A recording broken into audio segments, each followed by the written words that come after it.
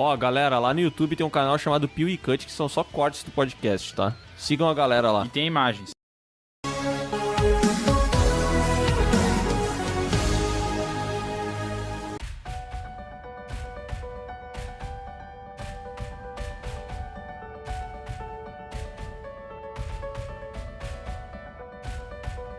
Assim, eu gostaria de perguntar pra vocês que são especialistas, porque assim, né, a visão que a gente tem do Batman é daquele cara trevoso, aquele detetive, o maior detetive do mundo, que resolve seus problemas, é um mestre das artes marciais e tudo mais. Só que quando começa a analisar a história do personagem, principalmente nas HQs, no passado, tu vai ver que tem muita HQ que é mais colorida, com personagens mais escrachados. A própria série Batman e Robin, lá de 66, ela é bem coloridaça e tal, e até meio...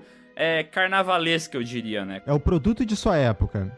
Como é que o personagem saiu daquela parada que, pô, é até meio bobo e virou essa parada mais carrancuda, mais gótica que a gente foi ver além dos filmes do Tim Burton? Ali nos anos 60, o Batman ele sofreu muito por causa do Comics Books Authority, né? Uhum. Que é o código que meio que censurava as HQs e deixava que elas tinham um limite nos Estados Unidos.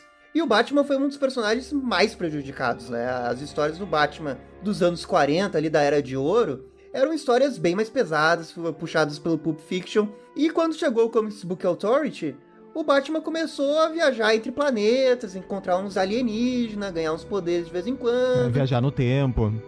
Viajar no tempo, né? Virou uma coisinha mais oba-oba, né? Uhum. O seriado do Adam West, ele meio que é um reflexo do seu tempo, né? Parar pra pensar, ele é bem fiel às HQs dos anos 60. Exato. Ele tá ali, ele é o que ele era naquela época. O Batman era HQ era pançudo, então.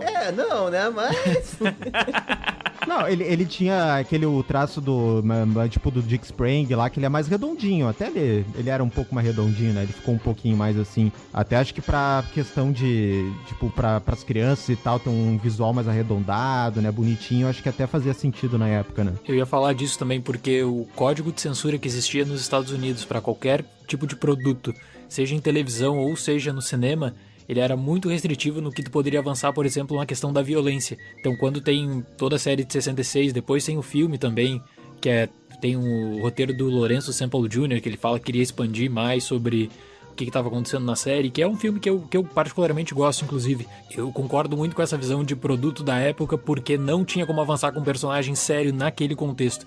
Eu acredito que trazer um Batman sério na década de 60, por todas as restrições que existiam, especialmente em censura, ia acabar cortando totalmente. E tem um outro problema, porque os filmes daquele período, especificamente, eles tinham que ter um final que era tudo super explicadinho, era um final que não poderia deixar qualquer tipo de dúvida. Então, com um tom mais humorístico, eles conseguiram trabalhar, eu acho que o Batman... Eles trabalharam o Batman, na verdade, de uma maneira que foi fiel também, mas eles conseguiram não estragar o personagem, levando em conta o que poderia ter acontecido, sabe? O que poderia ter acontecido com uma descaracterização pela censura. Eu acho que assim como ele era um produto do seu tempo, eu acho que essa questão que o Miguel falou, por exemplo, da barriga do herói e tal, eu acho que também é um produto do seu tempo, sabe? Porque o nosso conceito de corpo, de beleza, de músculo e tal, também, da massa, ele mudou muito da década de 50 pra hoje, né? Exatamente, até porque tu vai pegar aqueles, os grandes heróis dos filmes dos anos 60 e tal, até o cara lá do Planeta dos Macacos, o cara do Spartacus, eles não eram caras muito musculosos, né? Esse conceito de um cara trincadaço, tipo o Chris Hemsworth hoje em dia, o The Rock, é uma parada mais nova, ali começou nos anos 80 com o Stallone e Schwarzenegger, né? Mas antes realmente era um corpo mais, sei lá, natural. E o que eu queria perguntar pra vocês é que teve um negócio ali nos anos 60 que era aquele Seduction of the Innocent, né? Que eles falavam sobre os quadrinhos e a mensagem que eles passavam, né? Então, por causa desse negócio aí, foi introduzido um selo em que vários quadrinhos tiveram que ser modificados, um tipo de censura mesmo, né? Isso, o Senado americano aprovou, né, que veio era um psiquiatra, né, que depois provou ser um charlatão, que ele colocou uns dados aí nesse livro, e depois, mais pra frente, viu que foi tudo forjado, assim, né, que ele principalmente atacou a indústria dos quadrinhos e tava falando que tava corrompendo as nossas criancinhas, né, elas iam acabar indo pro crime e tudo mais, e o Batman também tava nessa polêmica, não foi só o Batman, mas ele foi citado várias vezes por ser um personagem muito popular, né, daí que também vem a questão, o Batman e o Robin são homossexuais, que era visto como algo negativo na época, né, E aí, daí que vem toda essa treta, né? Tanto que daí eles tiraram o Alfred, botaram lá uma outra,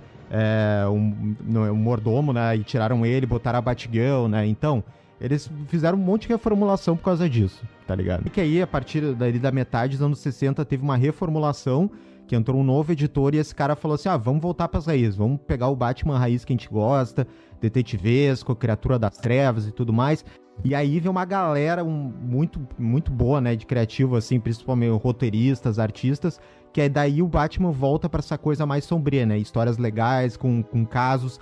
A galeria de vilões do Batman volta também, que ela tava excluída porque eles só faziam coisas que envolviam armas, roubos, então vários vilões como Coringa, o Espantalho, outros lá, eles não voltavam nessa época, e agora eles estavam voltando, né? Então daí que anos 70, 80 foi que o Batman voltou pra essa raiz dele, e isso foi desembocar lá no filme do Tim Burton, né, em 89. No cinema na década de 70, o Michael Uslan, que é o produtor, ele compra os direitos pro cinema, e aí ele vem com essa ideia de fazer um Batman mais sério, que queria fazer uma ruptura já com o que tinha sido feito na série de televisão, no filme de 66 também.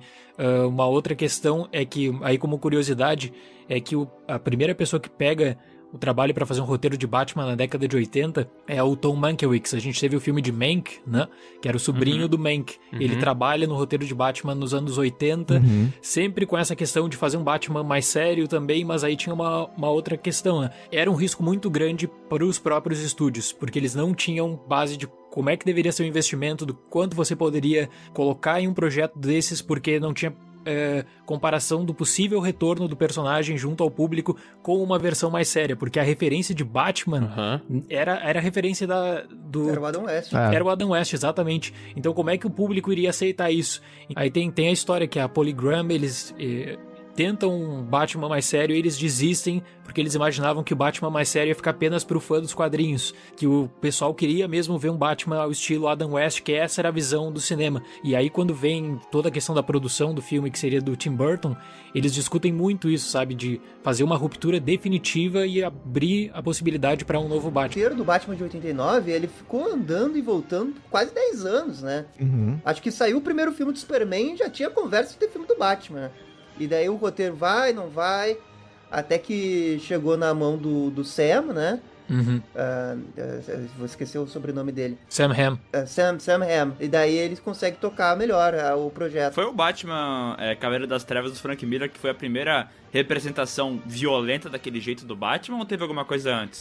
Batman, assim, violento, fazendo coisas, tipo, ele fazia nas primeiras aparições dele, né? Ele já era bem violento. Mas, tipo, não é tão extremo, já tinha, assim, um Batman que perdia a cabeça, ia mais por extremo, né? Até quando, daí na década de 80, tem aquela morte do Jason Todd, ele fica bem consternado, assim, ele fica pegando mais pesado com os criminosos. Então tinha, assim, não foi algo tão violento, extremo, assim, já tinha...